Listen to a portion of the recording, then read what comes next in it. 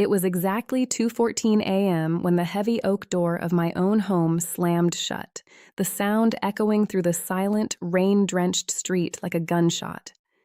I stood on the driveway, shivering as the freezing October wind tore through my thin sweater, watching the porch light flicker and then go dark. My mother's last words were still ringing in my ears, sharper than the cold. "If you can't be part of this family, then you don't belong under this roof anymore, Madison." Behind that locked door was the house I paid for, the furniture I had picked out, and the sister whose reckless lifestyle I had subsidized for years. Emily's drunk, mocking laughter from the hallway still felt like a physical slap across my face. I looked down at my hands, clutching my car keys so hard the metal bit into my palm, leaving deep, white marks. For 5 long years, I had been the steady one, the dependable one, the daughter who sacrificed every dream to keep this family afloat. And this storm was my reward for loyalty. As the rain soaked me to the bone, I realized that my silence wasn't a sign of weakness anymore. It was the beginning of a truth they weren't ready to face. My name is Madison Turner. I'm 28 years old, and for the last 5 years, I've worked as a senior financial analyst for a tech firm in Seattle. If you looked at my life from the outside, you'd see a successful woman with a steady career, a beautiful suburban home, and a family that always seemed to be together. But if you looked closer, if you looked at my bank statements and the dark circles under my eyes, you'd see the truth. I wasn't just a daughter or a sister. I was a human safety net that was being stretched until it was about to snap. In my family, love wasn't something given freely. It was something I had to earn by being useful. My father always used to say, "Madison is the rock. We don't have to worry about her." It sounds like a compliment, doesn't it? But in our house, being the rock just meant you were the one everyone else threw their problems at. While my friends were saving for vacations or putting down payments on their own apartments, I was busy keeping the lights on in a house where I felt like a stranger. Every month, like clockwork, the bills would land on my desk. The mortgage, the high-speed internet Emily insisted she needed for her career, the property taxes, all of it. But the heaviest weight was my mother's medical expenses. She has a chronic condition that requires specialized physical therapy and expensive monthly medication. I never complained about paying for her health. I loved my mother and I wanted her to be comfortable. However, the resentment started to grow when I realized that while I was working 60-hour weeks to cover her treatments, my younger sister, Emily, was treating our home like a luxury resort. Emily is 23, and if entitlement had a face, it would look exactly like hers. She spent the last 2 years finding herself, which apparently involves sleeping until noon, ordering expensive takeout on my credit card, and going out to bars 4 nights a week. To my parents, Emily was the sensitive soul who just needed a little more time and a lot more grace. To me, she was a parasite. I remember a Tuesday night, about 3 months ago. I had just finished a grueling presentation for a major client and came home exhausted. I walked into the kitchen to find my father sitting at the table, looking through a stack of medical invoices. He didn't ask how my day was. He didn't notice the fatigue in my voice. He just pushed a paper toward me and said, "The copay for your mother's new specialist went up, Madison. We're going to need another $600 this month." I sighed, putting my bag down. "Dad, I just paid for Emily's car repairs last week. My savings are getting low. Can't Emily get a part-time job? Even 10 hours a week at a coffee shop would help." My mother, who was sitting on the sofa scrolling through Facebook, looked up with an offended expression. "Madison, don't be so hard on your sister. She's going through a difficult transition. You're the successful one. You have the big corporate job. It's only fair that you help out. Family comes first, remember?" That was their favorite weapon. Family comes first. But what they really meant was that their comfort came before my life. I was the family's automatic solution. Whenever the car broke down, they called me. Whenever a pipe leaked, I paid the plumber. I had become useful enough to keep around, but never important enough to celebrate. Last year, I missed my own promotion ceremony because Emily had a mental health crisis over a breakup, and my parents insisted I stay home to comfort her while they went out to dinner to distract her. I spent my night cleaning up Emily's messy room while she cried into a pillow about a guy she'd known for 3 weeks. No one asked about my promotion. No one bought me a cake. The empty chairs at my hypothetical celebration were just a preview of the emptiness I felt every day in that house. I was 28, earning a 6-figure salary, yet I was wearing shoes with worn-out soles because I didn't want to spend money on myself when the family might need it. I had trained them to treat me this way. I thought saying yes made me a good daughter. I thought being dependable meant I was loved.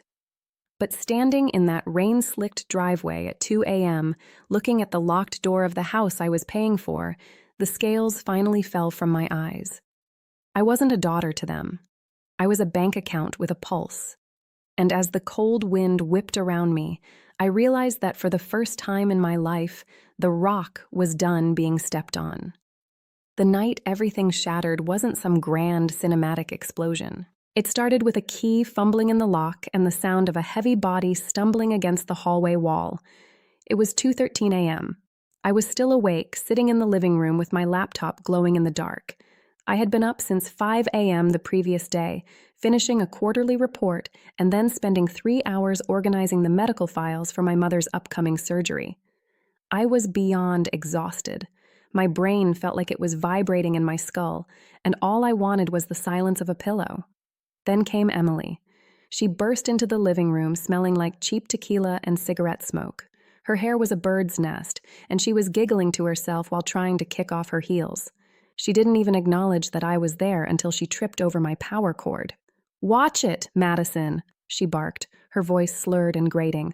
"Why are you sitting here in the dark like some kind of creep anyway?" I didn't look up from my screen. "I'm working, Emily. Something you might want to try sometime so I don't have to pay your phone bill again next Tuesday." She scoffed, throwing her jacket onto the sofa I had paid for 3 months ago. "Ugh, always the lecture. You're so boring. Look, I'm starving.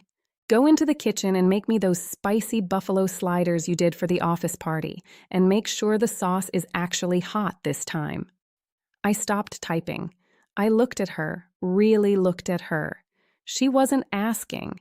She was ordering me like I was a short-order cook in a diner she owned. "No, Emily," I said, my voice flat and cold. "The kitchen is 10 feet away. If you're hungry, make it yourself. I'm going to bed." She froze, her eyes widening in genuine shock. In her world, I didn't say no. I was the dependable one who fixed the messes, filled the plates, and smoothed the edges. "Excuse me? I've had a really hard night, Madison. My friends were being totally toxic, and I need to eat something before I pass out. Just do it. It takes you like 10 minutes. I said no. I've been working for 20 hours straight. I am not your servant. The volume of her voice spiked. "You're such a You think just because you have the money, you get to act like you're the boss of me? Mom, Dad." Within seconds, the hallway light snapped on. My parents emerged from their bedroom, squinting and clutching their robes. My mother immediately rushed to Emily's side, ignoring me entirely. "What happened?" "Emily, honey, why are you crying?"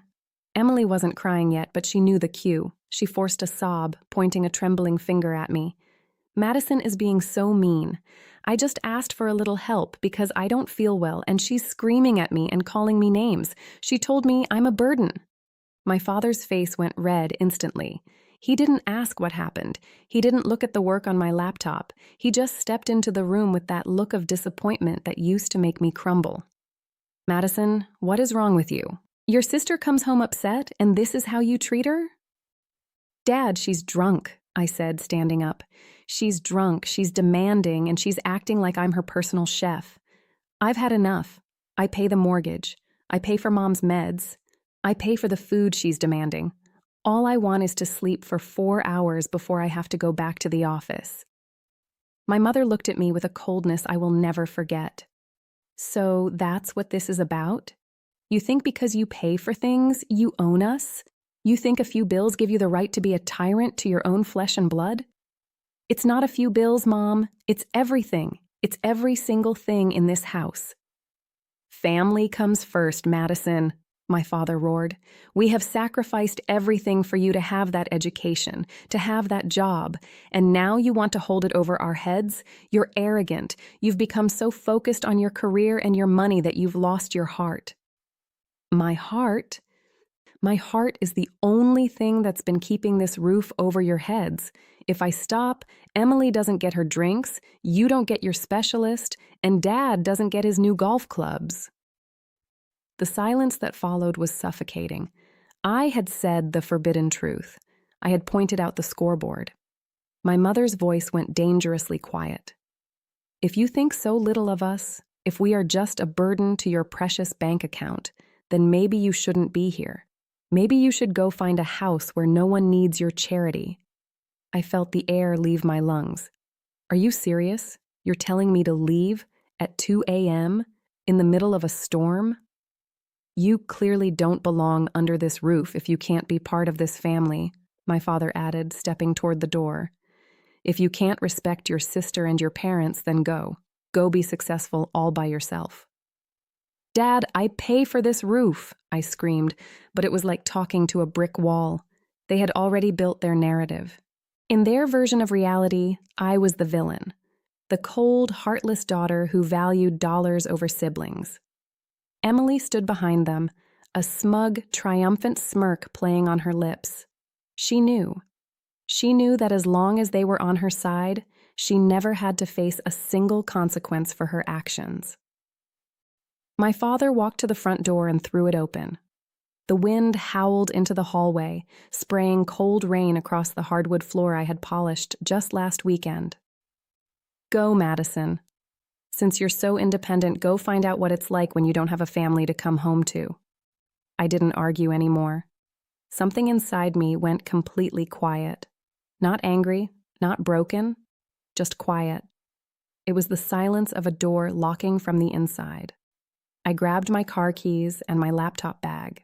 I didn't even take a coat. I walked past them, feeling their eyes like ice on my back. As I stepped onto the porch, I heard the heavy oak door slam shut behind me. The lock clicked. The porch light went out. Porch. I stood in the driveway, the rain soaking through my clothes in seconds. I looked up at the darkened windows of the house. For years, I had been the family's automatic solution. I had been the person who handled it all so they could sleep peacefully. And this was the reward. I was 28 years old. I had $60,000 in the bank, and I was homeless because I refused to make a sandwich for a girl who had stolen my life. I got into my car, my hands shaking so hard I could barely put the key in the ignition. As I backed out of the driveway, the headlights caught the reserved for family sign I had jokingly put in the garden for our last BBQ. I realized then that family was just a word they used to keep me in a cage. And as the storm raged around my car, I made a silent promise to the girls staring back at me in the rearview mirror. They would never, ever have access to me again. Before I tell you where I went that night and how a single choice changed the trajectory of my entire life, I want to hear from you. Have you ever been the person everyone depends on, only to be cast aside the moment you said no? Tell me your story in the comments, and while you're there, let me know what time it is for you right now and where in the world you are watching from. I'm always curious to see how far these stories of resilience travel. If you find this story relatable, please consider subscribing to the channel. The drive from my parents' house to Chloe's apartment was a blur of taillights and tears. The rain was coming down so hard that the windshield wipers couldn't keep up, much like my mind was struggling to process the betrayal I had just experienced. I kept looking at the passenger seat where my laptop bag sat, the only thing I truly owned in that moment. Every time my phone buzzed with a notification, my heart jumped, thinking maybe, just maybe, my father had realized he'd made a mistake. But the messages weren't apologies. They were automated alerts from my banking app. Transaction at 2:45 a.m., $45 at late night pizza. Transaction at 3:10 a.m., $120 at gas station. Even after kicking me out into a storm, Emily was still using my card to fund her night out. And my parents? They were likely asleep, tucked under the blankets I had bought for them. I pulled over to the side of the road, my hands shaking so hard I could barely hold my phone. Right there, in the dark, with the sound of the rain drumming against the roof of my car, I did what I should have done years ago. I opened my banking app and, one by one, I deleted every saved transfer and canceled every secondary card linked to my account. I changed my passwords, my recovery emails, and my security questions. I wasn't just locking them out of my bank account, I was removing their access to my life. When I finally reached Chloe's apartment, she was already waiting at the door. One look at my soaked clothes and red eyes was all she needed. She didn't ask for an explanation. She just pulled me inside, wrapped me in a dry blanket, and handed me a mug of tea. "You're safe here, Mads," she whispered. "The rock is allowed to rest now." The first few weeks were a struggle. Living on a friend's couch at 28 while earning a six-figure salary felt humiliating, but it was also a reset. I kept going to work at the tech firm, my face a mask of corporate professionalism, while inside, I was rebuilding.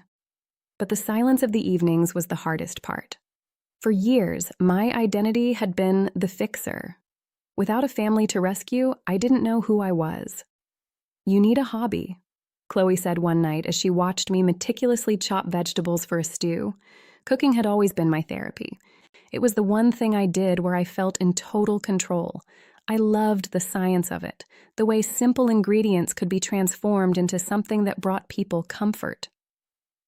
"I'm just making dinner, Chloe," I laughed, though it was the first time I'd felt a spark of joy in weeks. "No, Madison, you're an artist," she insisted, leaning against the counter with her phone out. "Look at how you handle that knife. Look at the way you explain the flavors. You should record this. People are tired of fake, overproduced cooking shows. They want something real, something that feels like home." At first, I resisted. I was a senior financial analyst, not a content creator, but the idea wouldn't leave me. A few nights later, using a phone propped up against a jar of flour and a cheap ring light Chloe had found on sale, I recorded my first video. It wasn't a fancy 3-course meal. It was a simple, comforting bowl of revenge risotto, a dish I had perfected during the many nights I'd spent alone while my family was out enjoying themselves. I started the channel, which I named The Boundary Kitchen. The name was a subtle nod to the walls I was finally building around my piece. I didn't show my face at first, just my hands and my voice, narrating not just the recipe, but the philosophy behind it. "Cooking is like a boundary," I said in my third video. "You have to know what to let in and what to keep out to make sure the result is healthy." The growth was slow at first. 10 views, 50 views, 100 views. I spent my nights editing on the same laptop I used for financial reports, learning about lighting, pacing, and how to tell a story through the sizzle of a pan. I treated it like a second job, but unlike my first job of being the family ATM, this one didn't leave me feeling empty. It filled me up. Then came the slider video. I decided to make the very dish that had caused my family to throw me out, those spicy buffalo sliders Emily had demanded at 2 a.m. But this time, I wasn't making them for a drunk, entitled sister. I was making them for myself. I titled the video, "The 2 a.m. Meal That Cost Me Everything, and Why It Was Worth It." I poured my heart into that narration. I talked about the night of the storm, the slamming of the door, and the realization that my value wasn't tied to my usefulness to others. I didn't name names, but the emotion in my voice was unmistakable. I went to sleep that night with 400 subscribers. When I woke up the next morning, my phone was buzzing so much I thought it was malfunctioning. The video had been picked up by the algorithm. It was being shared on Twitter, Reddit, and Facebook. People were commenting by the thousands. "This isn't just about food," one comment read. "It's about self-respect. Thank you, Madison." "I'm currently sitting in my car because I said no to my family today. This video was the sign I needed," said another. By the end of the week, the video had 3 million views. My subscriber count hit 100,000. Brands started reaching out. I was no longer just the daughter who paid the bills. I was a voice for everyone who had ever felt exploited by the people who were supposed to love them. As I sat in Chloe's living room, looking at the analytics on my screen, I realized that the storm hadn't been a disaster. It had been a clearing. My family had tried to drown me, but all they did was teach me how to swim in a much bigger ocean. I looked at the reserved for family sign I had mentally carried for years, and finally, metaphorically, dropped it in the trash. I was building something from nothing, and for the first time in my life, I didn't need anyone's permission to be proud of myself. Success, I realized, is a very loud thing. It doesn't just arrive. It announces itself through 1,000 notifications, brand deal emails, and the steady upward climb of a bank balance that no longer belongs to anyone but me. In the 6 months following the slider video, the Boundary Kitchen transformed from a therapeutic hobby into a full-scale digital media company. I was no longer recording videos on a kitchen counter in Chloe's apartment. I had moved into a light-filled studio loft in downtown Seattle, hired a professional editor, and signed a partnership with a national cookware brand. For the first time in my life, I wasn't working to prevent a crisis. I was working to build a future. I remember sitting at my new granite island, looking at my first 6-figure sponsorship check. In my old life, that money would have disappeared in a week, swallowed by Emily's credit card debt, my mother's elective wellness treatments, and my father's constant need for the latest home upgrades. But now, it stayed in my account. It felt like oxygen. As one of my favorite creators says, "Our interest depends on you knowing exactly what belongs to you." And for the first time, I knew. But while my world was expanding, the house I had left behind was shrinking. For years, I had been the foundation of that family, the rock they stood on while they looked down at me. Now that I had walked away, the structure was failing. I didn't have to go looking for the news. It found its way to me through the well-meaning gossip of distant cousins and the occasional cryptic post from my mother. Without my income, the facade was crumbling. The first thing to go was the lifestyle. Emily, who had spent years treating my credit cards like a magic wand, was suddenly faced with the word she hated most: no. My father had been forced to take a second job as a security guard to cover the mortgage I used to pay in full. My mother had to switch to a state-funded physical therapy program because I was no longer there to pay the massive co-pays for her private specialist. It wasn't that I was being cruel. I had simply stopped letting them use my life as the water bucket. Then, the situation with Emily escalated. Without my charity to fund her nights out, she became more desperate and more reckless. She started hanging out with a crowd that was even more toxic than her usual circle. One Friday evening, as I was finishing a live stream for my subscribers— by the way, if you're finding this story relatable, please consider subscribing to the channel. Your support means everything. I saw a local news alert. A fight had broken out at a high-end nightclub in the city. A young woman had been arrested for disorderly conduct and assault after refusing to pay a $300 bar tab and then throwing a glass at a server. I didn't need to see the mugshot to know who it was. My phone, which had been relatively quiet for months, exploded. "Madison, please!" My mother's voice screamed through a voicemail, thick with theatrical tears. "Emily is in central booking. She's terrified. The bail is $5,000 and your father and I don't have it. You're making so much money now. We've seen the articles.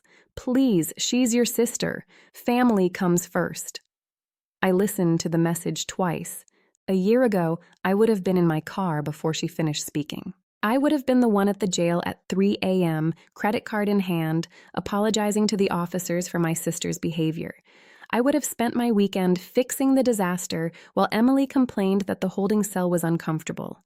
But as I sat in my quiet, beautiful loft, I realized that consequences have a way of stacking when someone has spent years dodging them. Emily wasn't in jail because I was cold. She was in jail because she believed the world owed her a free ride, and for 23 years, my parents and I had told her she was right. I didn't call back. I didn't send the money. I realized that my sister had a gift for turning emergencies into everyone else's responsibility. But this time, the bill had arrived, and I was no longer the one designated to pay it. My parents had told me to go find out what it's like when you don't have a family to come home to. Well, I had found out. It was peaceful. It was productive. It was a life built on integrity instead of convenience. I looked at a photo on my desk of me and my new partner, Caleb, a man who respected my boundaries and never once asked me to fix his life. The power had shifted. I wasn't the family ATM anymore. I was a woman who had finally learned that cruelty is not refusing to carry someone else's consequences. Cruelty is asking you to carry them forever. As Emily sat in that cell and my parents sat in a house they couldn't afford, I realized the truth. I hadn't destroyed them. I had simply stopped being the floor they walked on. They didn't call first. They didn't send a text asking if I was busy or if I was ready to see them. They simply showed up at my studio loft at 7 p.m. on a rainy Tuesday, standing in the hallway looking like two people who had finally realized that the floor they had been walking on for 30 years was gone. My father looked older, his shoulders slumped in a way I had never seen, and my mother's eyes were red-rimmed, her designer scarf, one I had bought her for her birthday, wrapped tightly around her neck like a security blanket. "Madison," my mother whispered as soon as I opened the door, "please, we didn't know where else to go." A year ago, seeing them like this would have made my heart shatter. I would have ushered them in, made them tea, and started solving their problems before they even finished their first sentence. But as I stood there, I felt a strange, cold clarity. I wasn't angry. I was just finished. I stepped aside and let them in. They sat on my new velvet sofa, a piece of furniture that cost more than Emily's last 3 vacations combined. My father looked around the loft, his eyes lingering on the high ceilings and the professional camera equipment in my studio kitchen. "You've done well for yourself, Madison," he said, but it wasn't a compliment. It felt like he was assessing a target. "I worked for it, Dad," I said, sitting across from them. "I worked 60-hour weeks while paying your mortgage. I built this channel while sleeping on Chloe's couch because you locked me out of the house I was funding. So why are you here?" My mother leaned forward, her voice trembling. "It's Emily. She's still in holding. The charges are serious this time, Madison. They're talking about assault and destruction of property. Her lawyer says if we can pay the full restitution and the bail by tomorrow, she might get a plea deal. But it's $12,000. We don't have it. The bank wouldn't give us another loan, and we're drowning." "Family comes first, Madison," my father added, using the old familiar weapon. "You have the money. We've seen your subscriber count. We've seen the brand deals. Surely your own sister's freedom is worth more than a few numbers in a bank account." I took a deep breath. This was the moment. The moment they expected me to fold. The moment they expected the fixer to come back and make everything okay again. Instead, I reached for a black binder I had kept on the coffee table, a collection of every bank statement, every medical invoice, and every credit card bill I had paid for them over the last 5 years. "You keep talking about family," I said, opening the binder and sliding it across the table. "But I want you to see what family has cost me. Tab 1. Your mortgage payments for the last 3 years. Tab 2, Emily's car insurance, her phone bills, and the loans she never repaid. Tab 3, your medical copays, Mom, which I paid in full while you were calling me cold for not making Emily a sandwich." My mother stared at the numbers. Her hand began to shake as she saw the total at the bottom of the page. "Madison, I didn't know it was this much." "You didn't ask because not knowing made it easier to keep taking," I replied, my voice steady. "Over 5 years, I gave this family $85,000. I gave you my savings, my peace, and my 20-somethings. And the night I asked for 1 ounce of respect, you threw me out into a storm. You chose Emily's drunk demands over my basic humanity." "We made mistakes," my father snapped, his face reddening. "But she's your sister. You can't just leave her there. What kind of person are you?" I'm the kind of person who has finally stopped confusing being needed with being loved, I said, looking him directly in the eye. You don't love me, Dad. You love what I can do for you. You love the safety net I provided, and now that the net is gone, you're angry because you have to learn how to walk on your own. Madison, please, my mother sobbed. She's terrified. She says she'll change. She says she'll get help if you just get her out this once. I've heard this once 100 times, Mom. Every time I rescued her, I was actually helping her destroy herself. I was the one who taught her that consequences don't exist as long as Madison has a paycheck. I'm not doing it anymore. If she stays in jail, maybe she'll finally have to look at her own skid marks. My father stood up, his chair screeching against the floor. You're cold. You've become so obsessed with your success that you've forgotten your blood. I hope your fans know that their hero is someone who lets her own family suffer while she sits in a $1 million loft. I didn't flinch. That word, cold, had lost its power. I haven't become cold, Dad. I've become specific. I'm choosing where my energy goes, and it's no longer going into a bottomless pit of entitlement. I didn't create this fire. I just stopped letting you use my life as the water bucket. I stood up and walked to the door, opening it wide. I'm not paying the bail, I'm not paying the lawyer, and I'm not paying the mortgage. If you lose the house, it's because you spent years living a life you couldn't afford on my back. It's time you both grew up. My mother looked at me with a mixture of shock and genuine fear. For the first time, she realized that the sweet daughter was gone. She had been replaced by a woman who knew her own value. Don't expect to hear from us again? My father spat as he walked past me.